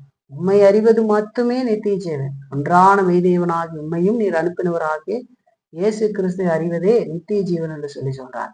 அது திரித்துவத்தை ஆண்டவர் மறுதளிக்கல இல்லைங்களா? அப்படி நினைச்சுக்கிட்டு இதுக்கு விளக்கம் கொடுக்குறாங்க இல்லைங்களா? அப்ப நித்திய ஜீவன் என்பது ஆண்டவர் சொல்றத நம்ம பார்க்கும்போதே அதுல தெரிஞ்சுக்கலாம். இயேசுவும் தெய்வீகத்தை உடையவர் அப்படிங்கிறது அங்க காட்டப்படுகிறது. அந்த வசனத்தை முழுசா நிதானமா நம்ம பார்த்து தெரிஞ்சுக்கலாம். அங்க என்ன சொல்றாரு? நித்திய ஜீவன் என்பது தேவனை மட்டும் அறிவதல்ல, கிறிஸ்துவையும் அறிவதில் உள்ளது. ஒன்றான மெய்தேவனாகிய உண்மையும் நீர் அனுப்பினவராகி இயேசு கிறிஸ்துவையும் அறிவது என்று சொல்லும் போதே கிறிஸ்துவனுடைய தெய்வீக தன்மை அங்கே நிரூபிக்கப்படுகிறது இல்லைங்களா? ஆனா அதுக்கு விளக்கம் கொடுக்குறவங்க, போலித்தனமா விளக்கம் கொடுக்குறவங்க அப்படி எடுத்துக்குவாங்க. ஒன்றான மெய்தேவனும் நீர் அனுப்பினவராக இயேசு கிறிஸ்துவும் போது அவரை அங்க தேவன்னு சொல்றாரு, இங்க தனியா தன்னை பிரிக்கிறாரு. அதனால அவர் குமாரனையும் பரிசுத்தாவின்னு பிரிக்கிறாரு அப்படின்னு நினைச்சாங்க சரிங்களா? தெய்வீக தன்மையை அவர் ஏற்கல, இயேசுவே தன்னை தேவன்னு சொல்லல அப்படின்னு சொல்ற மாதிரி போலி போதனைகளை எல்லாம் செய்கிறதை பார்க்கும் இல்லைங்களா? இங்க ஆண்டவர் இந்த வசனத்துல 2 விஷயங்களை காட்டுறார். என்னன்னா, ஒண்ணு சிலைகள் மற்றும் பொய்யான கடவுள்களை விளக்குகிறது. இன்னொன்னு ரட்சிப்பை பற்றிய சரியான அறிவை பெற்றுக்கொள்ளுதல். அதுதான் அந்த வசனத்துல நமக்கு சொல்லப்படுகிறது. ஒன்றான மெய்தேவனாகி உண்மையும் நீர் அறிவு ஒன்றான மெய்தேவனாகி உண்மையும் நீர் அனுப்பினவராகி இயேசு கிறிஸ்துவை விசுவாசிப்பதே நித்திய ஜீவன் என்று சொல்கிற பொழுது, இந்த தேவன் மூலமாகத்தான் ரட்சிப்பு வருகிறது. இல்லைங்களா? வேறு தேவன் இல்லை அப்படின்னு சொல்றார். வேற பக்கம் போறதுனால மூட பழக்க வழக்க நம்பிக்கையினால எதுவும் கிடைக்காது அப்படிங்கிறது. இன்னொரு புறம் சரியான அறிவு நம்ம பெற்றுக்கொள்ள வேண்டும். அந்த தேவனை குறித்ததான சரியான புரிதல் இருக்க வேண்டும். இயேசுன்னா அது புரிதல் இல்லை. இல்லைங்களா? சரியான புரிதல் அவசியம் என்று சொல்றார். பாருங்க, ஒரு வசனம் அது எந்த அளவுக்கு அர்த்தமானதா இருப்பார். எவ்வளவு அருமையாக இயேசு கிறிஸ்து ஜெபித்து கொண்டே வருகிறார்கள். இதாவே வேலை வந்தது அப்படின்னு சொல்லி ஆரம்பித்து, நீ எனக்கு கொடுத்த தம்முடையவர்களுக்கு நான் நித்திய ஜீவனை கொடுக்கும்படிக்கு மாமிசமான யாவர் மேலும் நீர் எனக்கு அதிகாரம் கொடுத்தபடி குமாரன் உண்மை மகிமைப்படுத்தும்படிக்கு நீர் குமாரனை மகிமைப்படுத்தும் என்று சொல்லி அப்படியே ஜெபித்து வரும்போது, ஒன்றான மெய்தேவனாகி உண்மையில் நீர் அனுப்பினவராக இயேசு கிறிஸ்துவை அறிவதே நித்திய ஜீவன் என்று சொல்லி சொல்றாங்க. அப்போ இந்த பக்கம் பார்க்கிற பொழுது சரியான அறிவு எந்த அளவுக்கு அவசியம், இருதயத்துல நிலைத்திருக்கிற வாழ்க்கையை பாதிக்கிற அறிவு எந்த அளவுக்கு அவசியம் அப்படின்னு சொல்லி நான் பார்க்கறேன். இந்த அறிவு இல்லைன்னா ஒன்றும் இல்லை. இல்லைங்களா? அதெல்லாம் ஒன்றும் பண்ண முடியாது. ரொம்ப கவனத்தோட நம்ம இதையெல்லாம் சிந்தித்து பார்க்கணும் நம்முடைய வாழ்க்கையில். இல்லைங்களா? அதோடு கூட ஒரு ஒரு அருமையான காரியத்தையும் கூட இந்த இடத்துல நம்ம பார்க்க முடியும். என்னன்னா, இயேசு கிறிஸ்து தன்னை இயேசு கிறிஸ்து என்று புதிய ஏற்பாட்டுல சொல்லுகிற ஒரே இடம் இதுதான். அவர் தன்னையே சொல்றார், ஒன்றான மெய்தேவனாக உண்மையும் நீர் அனுப்பினவராக இயேசு கிறிஸ்துவையும் அறிவதே நித்திய ஜீவன். அப்படி சொல்ற ஒரே ஒரு இடம் இந்த வசன பகுதி தான். இல்லைங்களா? இப்படி இந்த பகுதி நமக்கு சொல்லப்படுகிறது. சரியான அறிவு எந்த அளவுக்கு அவசியம் பாரு. சரி, இன்னைக்கு இதுல இருந்து ஒரு பயன்பாடை நம்ம பார்த்து முடிப்போம். இதுல இருந்து இன்னைக்கு நம்ம பார்க்கறது என்னன்னா, தேவனையும் கிறிஸ்துவையும் குறித்த சரியான அறிவு தேவை அப்படின்னு சொல்லிப்பாங்க. தேவனையும் கிறிஸ்துவையும் குறித்த சரியான அறிவு தேவை. இந்த அறிவை நாம மூணா பிரிச்சு பார்த்து எது சரியானது என்பதை நாம் அறிந்து கொள்ளலாம். 3 காரியமாக இதை நம்ம பார்ப்போம். முதல்ல நம்ம பார்க்கிற காரியம் என்னன்னா, அறகுறை அறிவு. இல்லைங்களா? அறகுறையான அறிவை கொண்டிருப்பவர்கள். அதாவது நம்ம பார்க்கிற இந்த 3மே கிறிஸ்துவத்துக்குள்ள இருக்கிறவங்களை குறித்து பார்க்கணும். கிறிஸ்துவத்துக்கு வெளியில் இருக்கிறவர்களை நாம் விட்டு விடலாம். இல்லைங்களா? அரசியல்வாதிகள்லாம் சொன்னா இல்லைங்களா, அவர்களை எல்லாம் விட்டுறலாம். புறம் வழிபாட்டில் இருக்கிற விக்கிர ஆராதனைக்காரர்கள் அவர்களை இயேசுவையும் ஒரு தெய்வம் என்று சொல்லி நம்புவார்கள். அதை அவங்களையெல்லாம் விட்டுறலாம். கிறிஸ்துவ வட்டாரம் என்று சொல்லி, இல்லைங்களா, மாற்று பல உபதேசங்களை செய்கிறவர்கள் கிறிஸ்துவத்திலேயே நிறைய பேர் இருக்கிறார்கள். இல்லைங்களா? டினாமினேஷன்ல இருக்கிறாங்க. அவர்களுக்குள்ள இருக்கிற காரியத்தை தான் நம்ம இப்ப சிந்திக்கிறோம். இல்லைங்களா? இந்த 3 விதமான அந்த அறிவை 3ஆ பிரிச்சு நம்ம இந்த மாதிரி பார்த்து எது சரியாக அறிகிறது என்று சொல்லி பார்க்கும் பொழுது, நம்ம கிறிஸ்துவ வட்டாரத்துக்குள் இருக்கிறவங்களை தான் நம்ம சிந்திச்சு பார்ப்போம். இல்லைங்களா? இப்படி பார்க்கும்போது அரைகுறை அறிவு அதை முதல்ல பார்க்கலாம். இது கிறிஸ்துவையும் தேவனையும் குறித்து தாங்கள் அறிந்ததாக சொன்னா கூட அவரை அறிய வேண்டிய விதத்துல அறியாம வெறுமனே உணர்ச்சி வசப்பட்டு வெறுமனே மாம்சீக தேவைக்காக அவரை மாம்சீக தேவையை தீர்ப்பவராக நினைத்து பின்பற்றுகிற ஒரு காரியம். உள்ள சிலர் கூட அப்படி இருந்தாரலாம். யாரையோ பத்தி இது பேசப்படுகிறதுன்னு நினைச்சாரு. அப்படி இருந்தாரலாம். இயேசுவையும் தேவனையும் அறிந்ததாக சொன்னாலும் கூட அறிய வேண்டிய விதத்துல அறியாம வெறுமனே உணர்ச்சி வசப்பட்டு வெறுமனே மாம்சீக தேவைகளை தீர்ப்பவராக மட்டுமே அவரை நினைத்து அவரை பின்பற்ற முயற்சி செய்கிறது. சரிங்களா? அப்படியே ஒரு உணர்ச்சி பொங்குதல். ஆனா அந்த உணர்ச்சி வேதத்தின் அடிப்படையில் இல்லாமல் வருகிற உணர்ச்சி. சரிங்களா? அப்படிப்பட்ட அரைகுறை அறிவு அது ஒரு ஆபத்தான அறிவு என்று சொல்லிப்பாங்க. அவர்களிடத்துல நம்ம பார்த்தா அவங்க என்ன மாதிரியான சிந்தையை கொண்டிருப்பாங்க? இயேசுதான் கடவுள், அவர் நமக்கு நன்மை செய்கிறவர் அப்படிங்கிறத சொல்லுவாங்க. அதோடு அதற்கு மேல போனா இயேசு என்னுடைய பாவத்துக்காக மரித்தாரு அப்படின்னு சொல்லுவாங்க. ஏசுதான்னு சொல்லிட்டே தெரியுதான் இல்லையா? உன்னையே சொல்லி திருப்பி எது கேட்டாலும் ஒண்ணுதான் பதில் வரும். ஏசுதான், இயேசுவை தவிர வேற இல்லை, ஏசுதான். அந்த ஏசு யார் அப்படின்னு கேட்டா தெரியாது இல்லைங்களா? அப்படி நீங்க இருந்தீங்கன்னா அது ஒரு அறகுற அறிவு, அதனால எந்த பிரயோஜனமும் இல்லை. இயேசு கடவுள் தான், அதுல எந்த மாற்று கருத்தும் இல்லை. இயேசு கிறிஸ்து நமக்கு நன்மை செய்கிறவர் தான், அதுல எந்த மாற்று கருத்தும் இல்லை. இயேசு கிறிஸ்து நம்முடைய மாம்சீக தேவைகளை சந்திக்கிறார் தான், அதுலயும் மாற்று கருத்து இல்லை. ஆனால் அதுதான் இயேசுவா? அது மட்டுமா இயேசு? இயேசு அதைத்தான் செய்யறதுக்கு வந்தாரா அப்படின்னு ஒரு கேள்வி கேட்பாங்க இல்லைங்களா? இப்போ அது ஒரு அறகுறை அறிவு என்று சொல்லி பார்க்க.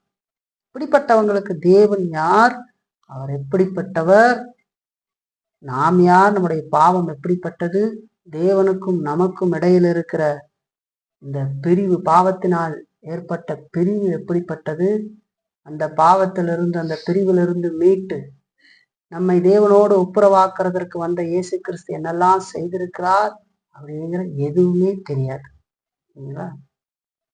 இதுதான் அரைகுறை அறிவுன்னு சொல்லுவாங்க. இவனுக்கு என்ன ஒரு இந்த மாதிரி மனிதனுக்கு உணர்ச்சி வசப்பட்டுக்கிட்டு என்ன பேசுறாங்கன்றதை புரிந்து கொள்ள முடியாம, எப்பொழுதும் சாப்பாடு, இந்த உலக காரியம் ஏதேனும் ஒண்ணு நடந்துருச்சுன்னா அதுக்கு உடனே குதூகலிக்கிற மாதிரியும் இந்த மாதிரி வாழ்ந்துகிட்டு இருப்பான்.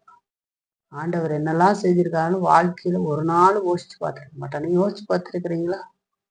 உடைய பாவத்தை யோசிச்சு பார்த்தீங்களா? அந்த வாரத்துல தேவன் எப்படிப்பட்டவர்னு உங்களால சிந்திக்க முடிஞ்சது அவங்க இருதயத்துல இருந்து? அன்றாட நடவடிக்கைகள்ல நீங்க தேவனை அப்படி பார்த்தீர்களா? அவர் நம்ம மேல காட்டுகிற அன்பை குறிச்சு இந்த வாரத்துல எத்தனை முறை சிந்திச்சு பார்த்துருக்கிறீங்க? நினைச்சு பாருங்க. நீங்களே உங்களை கேள்வி கேட்டு பாருங்க. உங்களுடைய அறிவு சரியானதா இல்லையா அப்படின்னு உங்களுக்கு தெரியும் இல்லைங்களா? இது ஒரு அறகுறை அறிவு. இது நித்திய ஜீவனை பெறறதுக்கு உதவாது. சரியான விசுவாசத்தை தேவன் மேல் கொள்ளுவதற்கு உதவாது சரிங்களா? இப்ப இது ஒரு விதமான அறிவு, அறகுறை அறிவு. இதை கொஞ்சம் நெஞ்ச கேட்டு இல்லைங்களா? அப்போ இந்த கூத்து மாதிரி எல்லாம் போடுவாங்க. அப்ப இந்த விக்கிரக கதையெல்லாம் போடுவாங்க கூத்து. ராமர் கதை, அந்த கதை, இந்த கதையெல்லாம் போடுவாங்க.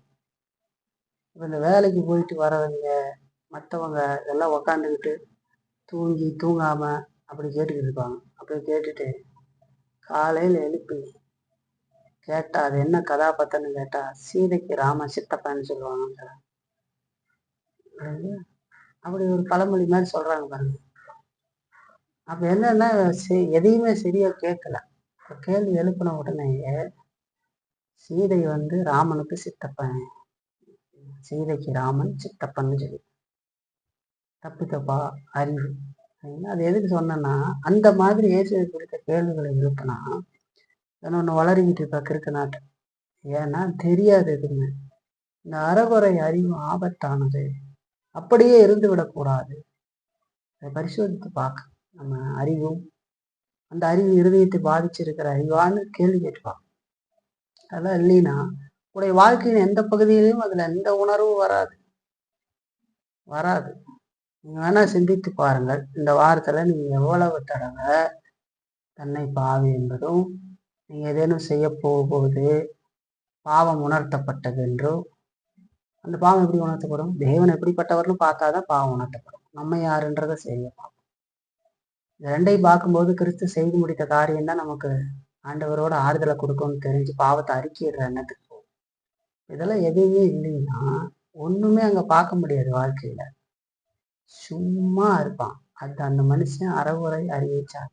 அவனுக்கு எந்த ஒரு உணர்வும் இருக்காது. அது சும்மா ஞாயிற்றுக்கிழமை மட்டும் இருக்கிற மாதிரியா இருக்கும். அது வாழ்க்கையை பாதிக்காது இல்லைங்களா? வேதம் சொல்லுது பாருங்க, தனி மனித அதாவது ஆராதனை கூட அழகா சொல்லப்படுது.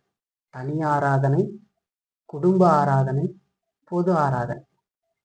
உங்கள எத்தனை பேர் தனி ஆராதனை செய்திருக்கு? தனியா வேதத்தை வாசித்து செபித்து கடவுளுக்குள்ள உண்மையா இருந்து தனிப்பட்ட விதத்துல செஞ்சீங்க அப்படின்னு இப்போ கேள்வி கேட்டா அது கொஞ்சம் கஷ்டமா போயிடும் இல்லைங்களா? ரெண்டாவது, குடும்ப ஆராதனை. குடும்பமாக தனி ஆராதனை ஒரு பக்கம் செய்யணும். குடும்பமா உட்காந்து குடும்பமா பிள்ளைகளோடு உட்காந்து கடவுளை ஆராதித்து தினமும் இருந்தீங்க. அடுத்து பொது ஆராதனை தான் பொது ஆராதனை. இப்போ தனி ஆராதனையில இருக்கிற மனிதன் குடும்பமாக ஆராதனை செய்து குடும்பமாக ஆராதனை செய்யும் பொழுது என்ன நடக்கிறது? ஓய்வு நாளுக்கு ஆயத்தப்பட்டு தயாரித்து குடும்பமாக ஓய்வு நாளுக்கு ஆயத்தோட வந்து உட்காரோம். இல்லைன்னா ஒன்றையும் பண்ணாம பிள்ளைகளுக்கெல்லாம் அதை பத்தி, ஏன்னா இவருக்கு ஒன்றும் தெரியாதுன்னா பிள்ளைகளுக்கு என்னத்த சொல்லிக்கணும். அது இங்க வந்து தூங்க ஆரம்பிக்கும். பிள்ளைங்க தூங்குறதுல தப்பு சொல்ல, ஆனா அது என்னன்னு தெரியும். அங்க போட்டு என்னன்றது என்னதுன்னே சொல்லி கொடுக்கும். ஏன்னா இவங்களுக்கே தெரியாது இல்லைங்களா? அதுதான் நடக்கும். அப்போ இந்த அறிவு பாருங்க, இந்த மாதிரிதான் இருக்கு. அப்ப இதெல்லாம் வரணும் அப்படின்னு சொன்னா அவன் கடவுளுக்குள்ள சரியான அறிவு பெற்று அந்த ரட்சிப்பை அனுபவித்துக்கிட்டு இருக்கணும். இல்லைன்னா இது ஒரு அறகுற அறிவு என்று சொல்லி பார்ப்போம். அது எதுக்கும் பிரயோஜனம் இருக்காது. வாழ்க்கையில ஏதேனும் ஒண்ணு ஒரு அசம்பாவிதம் நடந்தா மட்டும் ஐயோ அம்மான்னு கத்திக்கிட்டு ஆண்டவரை தேடுறோம்வாங்களா, அந்த மாதிரி வரும். மற்ற நேரங்கள்ல வராது. நம்ம இது வந்து சொந்தக்காரங்க எப்பெல்லாம் வராங்க? ஏதாவது ஒரு விசேஷத்துக்கு பத்திரிக்கை வைக்கிறதுக்கு வருவாங்க, ஏதாவது நடந்தா வருவாங்க. அது குடும்பத்தில் இருக்கிறவங்க எப்போ வருவாங்க? காலையில போனவங்க சாயந்தரம், வேலைக்கு போனவங்க சாயந்தரம் வருவாங்க, திடீர்னு மத்தியானம் கூட வருவாங்க. பிள்ளைங்க காலையில போனவங்க மறுபடியும் சாயந்தரம் வருவாங்க. அன்றாடு இருந்துக்கிட்டே இருப்பாங்க. கடவுளோடு இருக்கிற உறவுன்றது அப்படிப்பட்டது. மாசத்துக்கு ஒருக்கா வருஷத்துக்கு ஒருக்கா வருது அப்படின்னு சொன்னா அது அறகுறை அறிவு இல்லைங்களா? அது ஈர்க்கப்பட்டு வந்ததில்லை. வெறும் மாம்ச சம்பந்தமான எதோ நடந்ததுன்னா மட்டும் வர ஒரு அறிவு. கடவுளை ஏன்னா அப்படி மட்டுமே பார்த்துருக்கலாம், சொந்தக்கார மாதிரி இல்லைங்களா? அப்படி என்னைக்காவது வருவாங்க. அந்த மாதிரி ஆண்டவரை அறியறது இல்லை, அது அறகுறை அறிவுன்னு சொல்லுவாங்க. வெறும் மாமிசத்துல உணர்ச்சி வசப்பட்டு வர மாம்சீக காரியத்துக்கு மட்டும் தேவனை தேடுகிற அறிவு, ஆத்மீக காரியத்தை கொஞ்சமும் எண்ணி பார்க்காத வருகிற அறிவு ஒரு அறகுறை அறிவு. அது ஆபத்து, அது உதவாது என்று சொல்லி பார்க்கணும். ரெண்டாவது ஒரு அறிவு இருக்கு, அதுதான் தலை அறிவுன்னு சொல்லுவாங்க. தலை வீங்கி போன ஒரு அறிவு இல்லைங்களா? அது ரொம்ப ஆபத்து. வெறும் தலை அறிவு, வாழ்க்கையில செயல்படாத தலை அறிவு. லாஸ்ட் மீட்டிங்ல மிச்லஸ் வந்து அவர் பிரசங்கம் பண்ணும்போது வார்த்தையை இதை வந்து விளக்கப்படுத்துறதுக்கு ஒரு காரியம் மாதிரி சொன்னார். என்னன்னா, ஒரு மனிதனை நீங்கள் நினைத்து கொள்ளுங்கள், அவன் தலை மட்டும் சோடுறதுன்னு வச்சு, காலெல்லாம் கையெல்லாம் இப்படி இருக்கு, தலை மட்டும் சோடுறது அவன் பார்க்க முடியுமா? அது எந்த அளவுக்கு அசிங்கமா இருக்குன்னு பாரு. அது ஒரு சரியானதாக இருக்குமா? இயற்கையா மனுஷன் பிறந்த மாதிரி இருக்குமான்னு பார்த்தா இருக்காது, அருவருக்கத்தக்கதா இருக்கும். தலை அறிவும் கூட அப்படிப்பட்டதுதான். வெறும் தலையறிவு. தலையறிவுனா வெறும் தலையில மட்டும் அந்த அறிவு வச்சிருக்கிறது. அது வாழ்க்கையை பாதிக்காம நடைமுறையில செயல்படாம இருக்கிறாரு. நல்லா சொல்லிடுவாங்க, ஏசு யார், பிதா யார், பாவம்னா என்ன அப்படின்னு விலாவரிய சொல்லிடுவாங்க. ஆனா நடைமுறையில அதை நீங்க பார்க்க முடியாது. தலையில மட்டும் இருக்கும் பெருசா, உடம்பெல்லாம் ஒன்றும் ஆரோக்கியம் இல்லாமல் இருக்கிற மாதிரி இருப்பாரு இல்லைங்களா? அதை வச்சு விவாதம் செய்யலாம். அந்த போதனை சரியில்லை, இந்த போதனை சரியில்லைன்னு ஒரு விவாதத்தை மட்டும் பண்ணிக்கிட்டு இருக்கலாம். அது மாதிரி நிறைய பேர் பண்றாங்க, நம்ம பார்க்கலாம். அந்த சரியா, அந்த போதனை சரியா, இந்த விவாதம் செய்யலாம். ஆனா நம்முடைய வாழ்க்கையில அது பிரயோஜனப்படாது, அது சரியாக செயல்படாது, அதை பார்க்க முடியாது. அப்ப அது ஒரு பிரயோஜனம் இல்லை. இந்த விதமான அறிவு தான் பிசாசினுடைய அறிவை போன்றது என்று சொல்லி பார்க்கலாம். அதுவும் உதவாது. உங்களுடைய அறிவு எப்படி இருக்குது இந்த விதத்துல அப்படின்னு கேள்வி கேட்டுப்பாரு. மூணாவதா நம்ம இதுல பார்க்குற அறிவு தான் சரியான அறிவு. சரியான அறிவு அப்படின்னு சொல்லும் போது முதல்ல தேவனை பற்றின இந்த அறிவு யாரிடத்துல இல்லை. ஏன்னா இந்த அறிவு தானாய் வருகிற ஒரு அறிவு அல்ல. ஏன்னா மனிதன் பாவத்துல இருக்கிறபடினால, பாவத்துல இருக்கிற மனிதன் தேவனை சிந்திக்க முடியாதவனாக இருக்கிறான். தேவன் ஒரு மனிதனை ரட்சிக்கிற பொழுதுதான் இது ஏற்படுகிறது என்று சொல்லி பார்க்கிறோம் சரிங்களா? அதை குறித்து வேதம் சொல்லுகிற சில வசனத்தை வாசிக்கலாம் பாருங்க. யோவான்ல 15ஆம் அதிகாரம் 21 பாருங்க. யோவான் 15:21 பார்த்தா,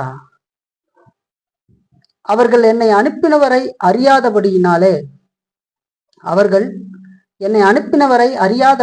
என் நாமத்தின் நிமித்தமே இவைகளை எல்லாம் உங்களுக்கு செய்வார்கள் என்று சொல்லி இயேசு கிறிஸ்து சொல்றார்.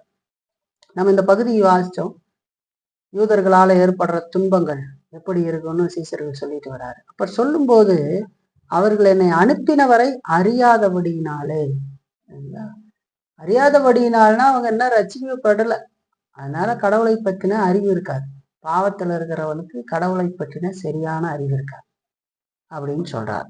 அதே 16ஆம் அதிகாரத்துல நம்ம பார்த்தோம் அப்படின்னு சொன்னா 3ஆம் வசனம் பாருங்க. அதுல அவர்கள் பிதாவையும் என்னையும் அறியாதபடியினால் இவைகளை உங்களுக்கு செய்வார்கள் என்று சொல்லி சொல்றார். உபத்திரவப்படுத்துவாங்கன்னு சொல்லும்போது இப்ப என்ன சொல்றாரு, அவங்க அறியாதபடி. அப்ப இயற்கையாகவே இந்த அறிவு மனிதனுக்கு இல்லை, அதாவது பிறப்பிலேயே இல்லை. ஏன்னா அவன் பாவத்துல பிறந்திருக்கிறான் என்று சொல்லி பார்க்க. இப்ப நித்திய ஜீவனை கிறிஸ்து தம்முடையவர்களுக்கு பரிசுத்த ஆவியின் மூலமா கொடுக்கும் போது பிதாவாகிய தேவனையும் தம்மையும் அறிந்து கொள்ளுகிற ஆற்றலையும் அவர்களுக்கு கொடுக்கிறார். தெரிந்து கொள்ளப்பட்டவர்களுக்கு பரிசுத்த ஆவியின் மூலமும் வார்த்தையின் மூலமாகவும் அங்க ஆண்டவர் செயல்படுகிற பொழுது, அவர்களுக்கு பரிசுத்த ஆவியானவர் மறுபிறப்பை அருளுகிற பொழுது, அப்பதான் அந்த வார்த்தையை விசுவாசிக்கிறான். அவனுக்கு விசுவாசம் வருகிறது. அதுக்கு முன்னாடி இயேசுவை விசுவாசிக்க முடியாது. இதெல்லாம் ஒரே சேர அங்க நடக்கிறது இல்லைங்களா? ஆவியின் மூலமாகவும் வார்த்தையின் மூலமாகவும் இயேசு கிறிஸ்து செயல்படுகிறது. அப்போ அவனுடைய ஆத்மீக கண்கள் திறக்கப்படுகிறது. அவனுக்கு மறுபிறப்பு கிடைத்து அவன் கர்த்தராகிய இயேசு கிறிஸ்துவின் தேவனை விசுவாசித்து ரட்சிக்கப்படுகிறான் என்று சொல்லி பார்க்கிறோம் இல்லைங்களா? ஆகவே குமாரனுக்குள்ளும் குமாரன் மூலமும் அல்லாம வேற எந்த விதத்திலையும் பிதாவை நாம் அறிய முடியாது என்று சொல்லி பார்க்கிறோம். அப்போ இது கொடுக்கப்படுகிறது இல்லைங்களா? இந்த ஆவிக்குரிய சரியான அறிவு உண்மையான கிறிஸ்துவனுடைய இருதயத்துல இருக்கிறது. தேவனுடைய பக்கத்துல இருந்து பார்த்தா அதை நம்ம அப்படித்தான் பார்க்கணும். அவர் கொடுக்கும் பொழுது நம்ம விசுவாசி, அதுக்கு ஆண்டவர் கொடுத்திருக்கிறாரா? இப்ப நம்ம விசுவாசிக்கிற பொழுது, சரியாய் அதை அறிந்து விசுவாசிக்கிற பொழுது அவர் அதை கொடுத்திருக்கிறார், நம்ம ரட்சிக்கப்பட்டிருக்கிறோங்கிறத நம்ம உணர்ந்து கொள்றோம். ரெண்டு பக்கம் பார்க்கணும். அந்தவர் கொடுக்கிறாரா, யாருக்கு கொடுக்கிறாருன்னு தெரியாது. ஆனா கொடுத்திருக்கிறார் என்பதை நாம் இறுதிப்பூர்வமாக விசுவாசித்து வாழ்க்கையில பின்பற்றி ஆண்டவருக்குள்ள போகும்போது அதையெல்லாம் நம்ம அறிந்து கொள்வோம் இல்லைங்களா?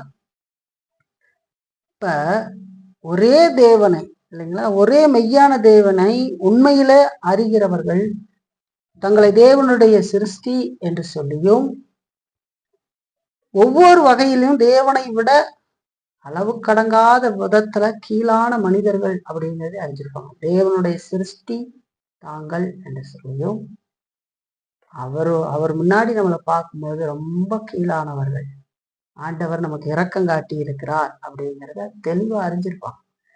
பரிசுத்தமான தேவன், நீதியான தேவன், பாவத்தை வெறுக்கிற தேவன், நம்மை அழிக்கிறதற்கு மாத்திரமே அவருக்கு முழு காரியம் இருந்திருந்த போது அவர் நம்மேல் அன்பு கூர்ந்து இந்த கீழான மனிதர்களாகி நமக்காக தம்முடைய சொந்த குமாரன் என்று பாராமல் அவரையே இந்த உலகத்திற்கு அனுப்பி அவரை வரலாற்றிலே கொல்ல கொடுத்து அந்த நீதியின் மூலமாக தம்மால் தெரிந்து கொள்ளப்பட்டவர்களை தம்மிடத்துல இழுக்கிறார். நான் இன்றைக்கு நீதிமானாக்கப்பட்டிருந்தாலும் பரிசுத்தமாக்கப்பட்டிருந்தாலும் நான் தேவனுடைய பிள்ளை என்கிற அந்தஸ்தை பெற்றிருந்தாலும் கூட நான் எவ்வளவு கீழானவன் என்பது எனக்கு தெரியும். இதெல்லாம் ஆண்டவருடைய கிருபை. அவரே உயர்ந்தவர், அவரே மகிமைக்கு பாத்திரர், அவரே போற்றத்தக்கவர் அப்படிங்கிறத உணர்ந்து தாழ்மையோடு ஆண்டவரை பின்பற்றும். இது இல்லாதவன் சோத்துக்கு தான் பின்பற்ற முடியும். நித்திய ஜீவன் அப்படிங்கிறது நினைச்சிடக்கூடாது. வெறுமனே என்றென்றைக்கும் வாழ்றத பத்தி தான் அது சொன்னது. அழிவில்லாத வாழ்க்கை, அதுதான் நித்திய ஜீவன் நினைச்சிடக்கூடாது இல்லைங்களா? அது இல்லை, அது மட்டும் இல்லை. என்றென்றைக்கும் அழியாத வாழ்க்கை வாழ போறோம்னு சொல்லி இல்லை. அது வாழ்க்கையினுடைய தரத்தை அர்த்தப்படுத்துகிறது. அதாவது தேவனோடு ஐக்கியப்பட்ட வாழ்க்கையை காட்டுகிறது. அதுதான் நித்திய ஜீவன், நித்திய வாழ்வு. தேவனோடு இணைந்து அவருக்குள்ள வாழ்ற வாழ்க்கை, அதைதான் நித்திய ஜீவன் சொல்றது. இந்த உலகத்துல எல்லாம் பார்த்தீங்கன்னா மனுஷனுடைய எண்ணப்போக்குள்ள ஒன்று கண்டுபிடிச்சு வச்சிருப்பாங்க. சில படங்கள்ல எல்லாம் பார்த்தீங்கன்னா மனுஷன் என்னைக்கு இளமையாக வாழ்ற மாதிரி என்ன செய்யலாம், எத்தனை வருஷம் வாழலாம், அவன் கற்பனைக்கு ஏற்ற மாதிரி நிறைய பண்ணுவாங்க இல்லைங்களா. என்றென்றைக்கும் வாழுகிற மாதிரி 1000 வருடம் வாழுவேன், 2000 வருடம் வாழுவேன்னு கிராபிக்ஸ்ல அப்படிலாம் பண்ணி செய்யறதுக்கு முயற்சி பண்றாங்க இல்லைங்களா. அது மாதிரி நித்திய வாழ்வுனோடனே நான் என்னன்னைக்கு வாழுவேன், பரலோகத்துல வாழ்வேன். என்ன வாழ்வீங்க, யாரோட வாழ போறீங்க அப்படின்னு ஒரு கேள்வி கேட்டு. நித்திய வாழ்வு என்பது தேவனோடு ஐக்கியப்பட்ட வாழ்க்கை. அதை இங்க அனுபவிக்க முடியாத ஒரு மனுஷன் அதை பரலோகத்துல போய் அனுபவிப்பேன் என்று சொல்லுகிற அது மாதிரி ஒரு முட்டாள்தனம் வேறு எதுவுமே இல்லை. ஒரு நல்ல நண்பர்களாக இருக்கிறவர்களே கூட ஒரு 10 வருஷம் 15 வருஷம் பேசாமல், எந்த தொடர்பும் இல்லாமல் பேசாமல் இருந்து நாம் போய் பேச போகிறோம் அப்படி சொல்லுவர்களுக்கு ஒரு கேள்வி வரும், எப்படி உங்களால இருதயம் கனெக்ட் பண்ணி பேசிக்க முடியுமா? ஏன்னா இவ்வளவு கேப் ஆயிடுச்சு அப்படின்னு ஒரு எண்ணம் வரும், என்ன பேச போறோம்ன்றது ஒரு எண்ணம் வரும் சரிங்களா. அது ஏன் அப்படி வருது? ஏன் வருதுன்னா, ஒரு பெரிய கேப், நிறைய மாற்றங்கள், நிறைய சிந்தனையில மாற்றங்கள், வாழ்வியல்ல எங்கெங்கேயோ இருந்திருப்பாங்க, எப்படி போய் இப்ப பேசுவாங்க அப்படின்னு ஒரு எண்ணம் வருது இல்லையா, சாதாரணமா வர்ற எண்ணம்.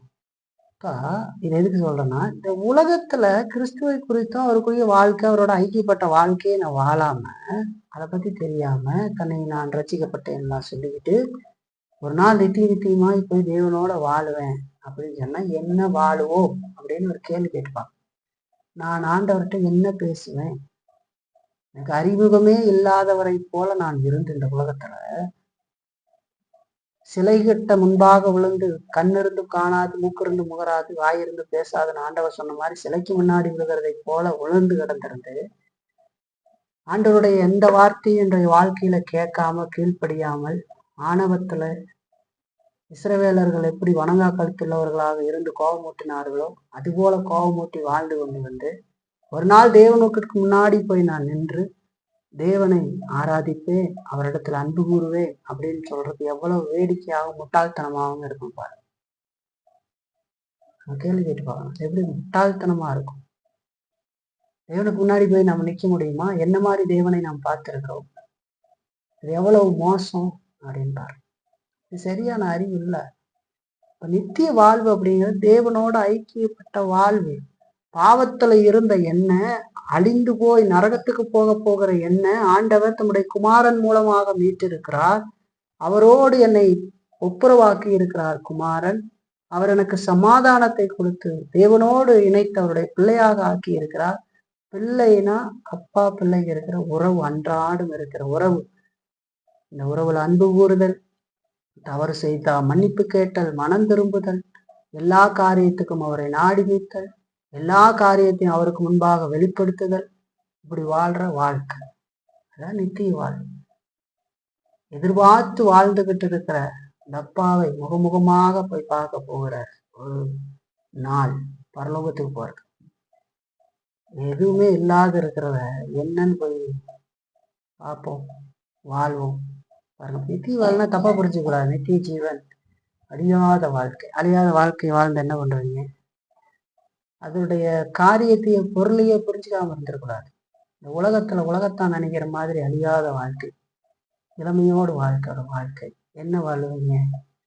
பரலோகத்துல போய் ஆத்துல குளிக்க போறோமா? மாலுக்கு போயிட்டு எல்லாம் பொருளெல்லாம் வாங்கிட்டு வர போறோமா? இல்லை நல்ல ஹோட்டலுக்கு போய் சாப்பிட்டுட்டு வர போறோமா? இல்லை கடவுளை தள்ளி வச்சுட்டு குடும்பமா நம்ம குடும்பத்தை வச்சுக்கிட்டு வாழ்ந்துகிட்டு இருக்க போறோமா? அப்படி கற்பனை பண்றதுனாலதான் அப்படி பாக்குறாங்க. இல்லை, அங்க கொள்வனையும் கொடுப்பனையும் இல்லை, எல்லாரும் தேவ தூதர்களை போல இருப்பார்கள்னு இயேசு சொல்றாரு. தேவனோடு ஐக்கியப்பட்ட வாழ்க்கை அதான் நித்திய வாழ்க்கை. சரிங்களா? தேவனை அறிவது அப்படிங்கிறது அவரை விசுவாசிக்கிறது, அவருக்கு கீழ்ப்படுகிறது, அவரை கனம் பண்றது, அவர்களை அன்பு கூறுறது, என்றென்றைக்கு அவருக்கு சேவை செய்வது. அவர் மேல விசுவாசத்தோட இருந்து அவர் சொல்றதுக்கெல்லாம் கீழ்ப்படிந்து, வேதத்தின் மூலமா சொல்றது கீழ்ப்படிந்து, அவரை கனம் பண்ணி அவர்களை அன்பு கூர்ந்து என்றென்றைக்கும் அவருக்கு சேவை செய்வது இல்லைங்களா. அதுதான். இந்த விதமான சரியான அறிவை நீங்கள் பெற்றிருக்கிறீர்களா அப்படின்னு கேள்வி கேட்டுவாங்க. அப்படி இல்லை அப்படின்னு சொன்னா, இன்னைக்கு கேட்ட சத்தியத்தின் மூலமாக இன்னைக்கே மனம் திரும்பி கர்த்தராகிய இயேசு கிறிஸ்துவை சரியான விதத்துல விசுவாசித்து நித்திய ஜீவனை பெற்றுக்கொள்ளும். நித்திய ஜீவனை கொடுப்பதற்கு தான் ஆண்டவர் பேசுறார். இது ஒரு புறம். இன்னொரு புறத்துல நாங்கள் நித்திய ஜீவனை பெற்றிருக்கிறோம், ரட்சிக்கப்பட்டிருக்கிறோம்னு சொன்னா, சரியான அறிவையும் ஐக்கியத்தையும் கடவுளோடு கொண்டிருக்கிறோம், குறைபாடுள்ளதாக அது இருந்தாலும் நாங்கள் ஐக்கியம் கொண்டிருக்கிறோம் என்று சொன்னா, தொடர்ந்து அவருக்கு நன்றி அறிதல் உள்ளவர்களாக இருந்து ஆண்டவர் காட்டுகிற பாதையில அவரை நினைவுபடுத்தி வாழணும். அதான் ரொம்ப முக்கியம். இதான் ஆண்டவர் நம்ம சொல்றாரு. வேத பகுதியில் அதைத்தான் நம்ம அறிகிறோம். சரிங்களா? அதனால நம்முடைய அறிவை அது சரியானதா, அது என்னுடைய இருதயத்துல நிலைத்திருக்கிறதா, அது என்னுடைய வாழ்க்கையை பாதித்திருக்கிற அறிவா, அதையெல்லாம் கேள்வி கேட்டு பார்த்து நாமே சிந்தித்து, சரிங்களா, நம்முடைய நினைவுகளை சிந்தித்து நம்முடைய வாழ்க்கையை பரிசோதித்து பார்த்து ஆண்டவருக்கு முன்னாடி தாழ்த்த வேண்டியது அவசியம். சரிங்களா? அப்படி நம்ம செய்வோம். கர்த்தர் நம்மை நடத்திட்டு